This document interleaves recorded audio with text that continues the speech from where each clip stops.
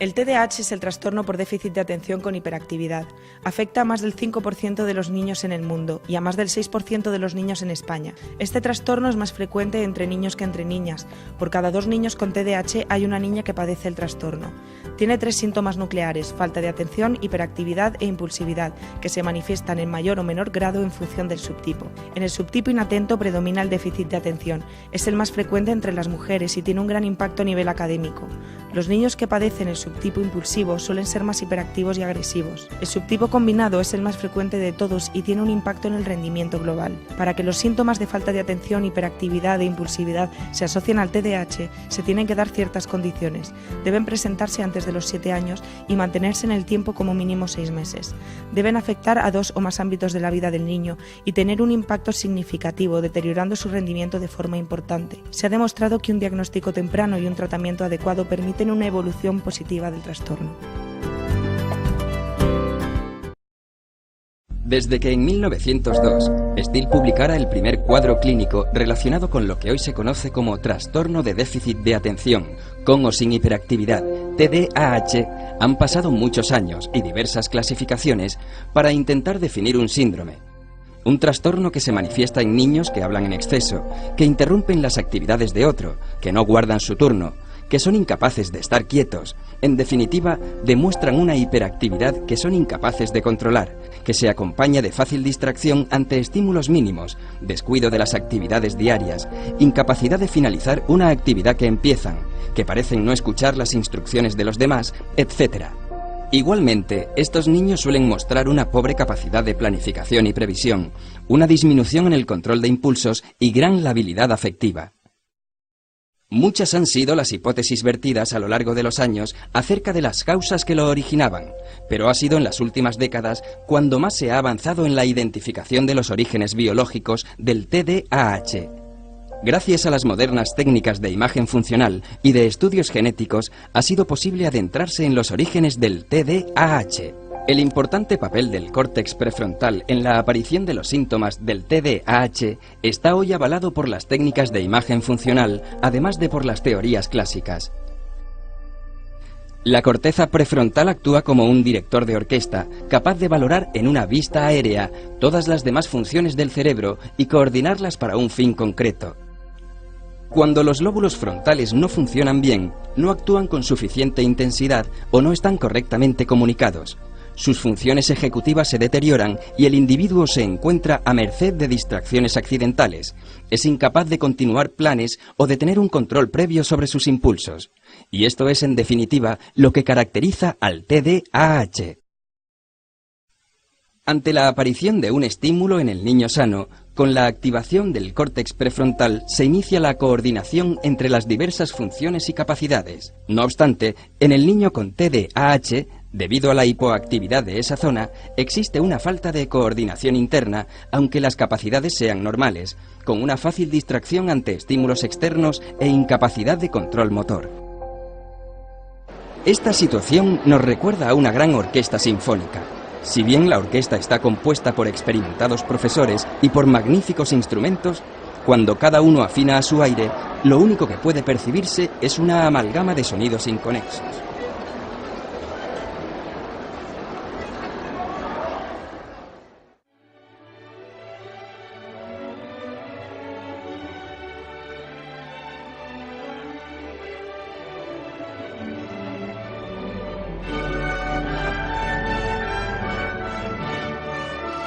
Y es que la labor del director de orquesta es fundamental para llevar el ritmo y mostrar prioridades en cada momento, coordinar la entrada de cada uno, la intensidad y el matiz de los sonidos para rectificar, ajustar, planificar, afinar.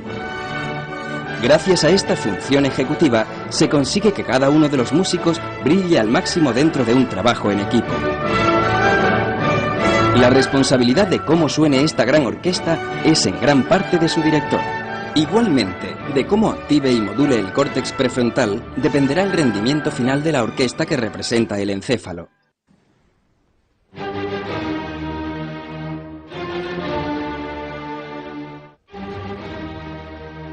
Al igual que diferentes formas de afrontar la partitura y de modular a la orquesta dan lugar a muy variadas versiones de una misma sinfonía, De cómo funcione el director de orquesta del encéfalo del niño en cada momento dependerá su rendimiento, su capacidad de seleccionar la atención y de controlar su actividad motora y su impulsividad.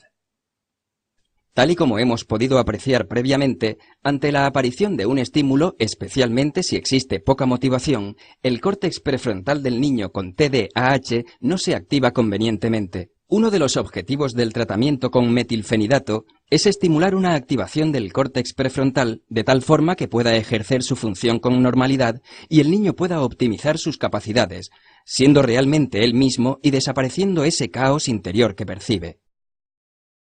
Los lóbulos frontales se relacionan con el resto del encéfalo a través de verdaderas autopistas de la información que son vías aferentes y eferentes. La sinapsis de estas vías está moduladas por las catecolaminas. Estas son liberadas en función de los estímulos y su presencia en el espacio sináptico favorece la transmisión del impulso nervioso.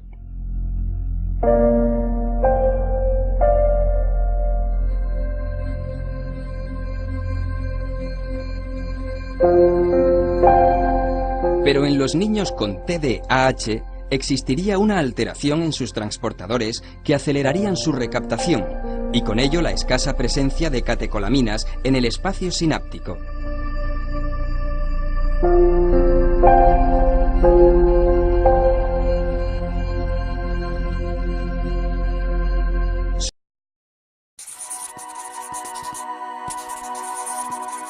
El trastorno por déficit de atención con hiperactividad, o TDAH, como se conoce comúnmente, afecta a cerca de 1 de cada 20 jóvenes en todo el mundo.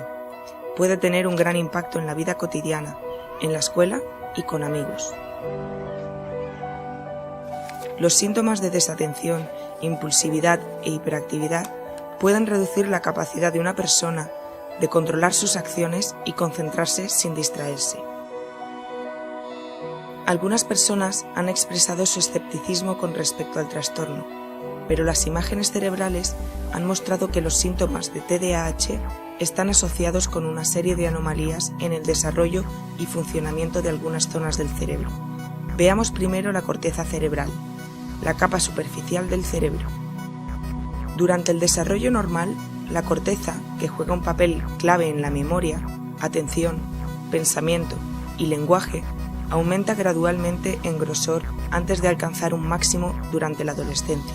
Los escáneres muestran que en niños con TDAH la corteza se desarrolla en general más despacio, especialmente en las regiones de los lóbulos frontal y temporal, los cuales son importantes para la memoria y para controlar la conducta. Generalmente, la corteza frontal junto con otras partes fundamentales del cerebro son más pequeñas en los niños con TDAH que en los niños que no lo padecen. Estas partes del cerebro no funcionan de forma aislada, sino que interactúan ampliamente para crear redes que controlan funciones como el lenguaje, la atención y el movimiento. La actividad de las distintas redes aumenta y disminuye, permitiendo que tengan lugar las distintas funciones. Por ejemplo, mientras estás viendo este vídeo, la actividad en las redes involucradas en el procesamiento de la información generalmente habrá aumentado, mientras que la actividad en las redes involucradas en la distracción habrá disminuido. En una persona con TDAH, la actividad de estas redes está alterada y las conexiones dentro de las redes están interrumpidas. Y cuando miramos más de cerca la comunicación entre estas redes, también hay un trastorno en la liberación de las sustancias químicas dopamina y noradrenalina, que son las responsables de transmitir los mensajes entre células cerebrales. En términos generales, cuando los niños con TDAH llevan a cabo tareas específicas, algunas redes no están encendidas lo suficiente, mientras que otras permanecen encendidas demasiado tiempo. Las investigaciones en todo el mundo han mostrado diferencias en el desarrollo y el funcionamiento del cerebro de los niños con TDAH. Aunque todavía no podemos usar técnicas de imagen cerebral para diagnosticar este trastorno, cuanto más aprendamos sobre TDAH en el cerebro, mejor podremos entender los síntomas que los niños con TDAH experimentan en la vida cotidiana y más podremos hacer para apoyarlos.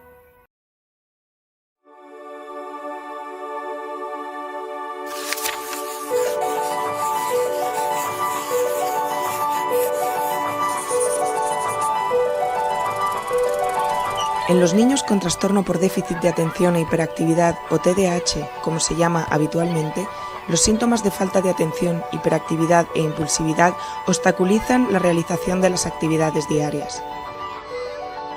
Como el perfil sintomático puede variar, es importante que el tratamiento se adapte a las necesidades individuales de cada niño. La combinación de tratamientos psicosociales y farmacológicos puede ser necesaria. Se han realizado investigaciones científicas para determinar los efectos de los tratamientos psicosociales y farmacológicos sobre el cerebro del paciente con TDAH. Se ha comprobado que los medicamentos para el TDAH actúan sobre las funciones de ciertas sustancias químicas naturales del cerebro, en particular la dopamina y la noradrenalina, que son compuestos que transmiten mensajes entre las neuronas. Estas sustancias químicas son importantes para que el cerebro funcione con normalidad en términos de movimiento, atención, aprendizaje y activación. Las pruebas sugieren que los sistemas que controlan las concentraciones de estos compuestos químicos están alterados en el TDAH y que ello contribuye a generar los síntomas de falta de atención, hiperactividad e impulsividad. Se cree que los medicamentos para el TDAH actúan sobre estos sistemas para estimular la comunicación química entre las células nerviosas. Por ejemplo, se ha señalado que podrían reducir la eliminación de la dopamina, que podría ocasionar la mejoría de los síntomas nucleares del TDAH.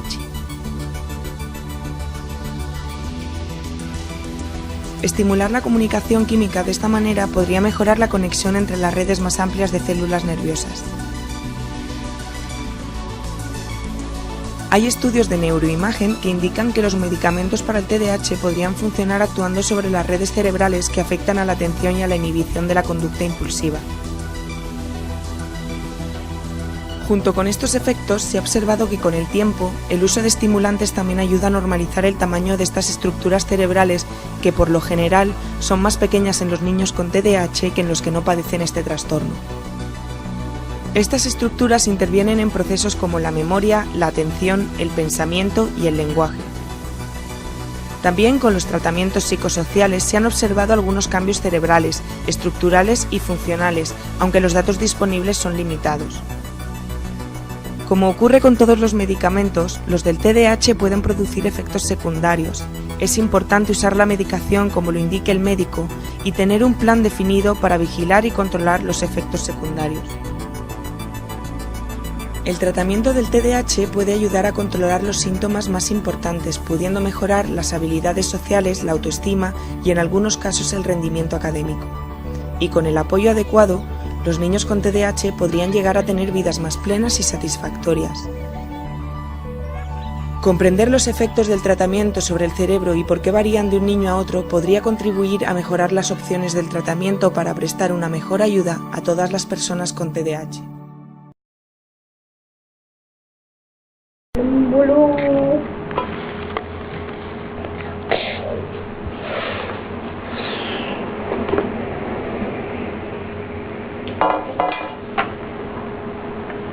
Cuento 1, 2 y el que sigue, ¿sale?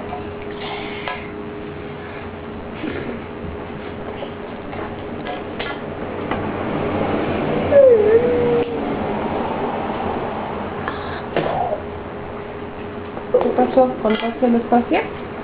1, 2 y empiezo a escribir ahí, ¿sale? ¿Está bien? Mírame a los ojos. ¿Sí? ¿Sí lo vas a escribir ya? Vale.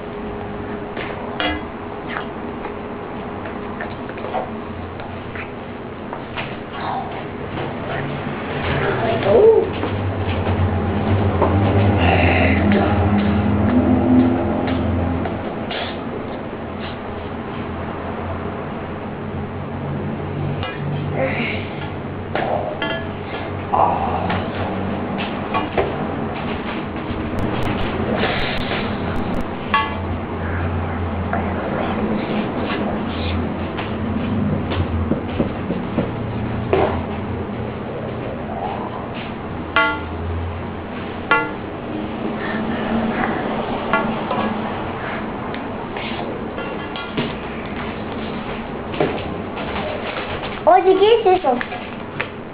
Cuando acabes tu tarea lo sabrás. ¿Te acuerdas lo que te dije? Primero hacemos tu tarea y después adornamos la casa de Halloween. ¿Te parece bien? Sí, porque Hay que ordenar nuestra casa porque en viernes habrá una fiesta y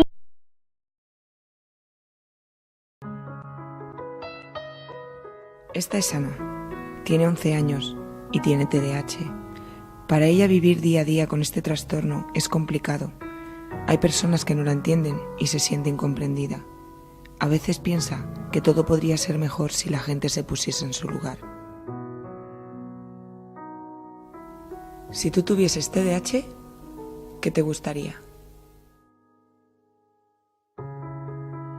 Que la gente no me tratase como si fuera rara. Que tuviese las mismas oportunidades que los demás. Que la gente entendiese lo que es vivir con TDAH. Que me dijesen lo que hago bien. Que los niños del cole me invitasen a su cumpleaños. Que mis compañeros no me diesen de lado. Que no me eligiesen el último para formar el equipo.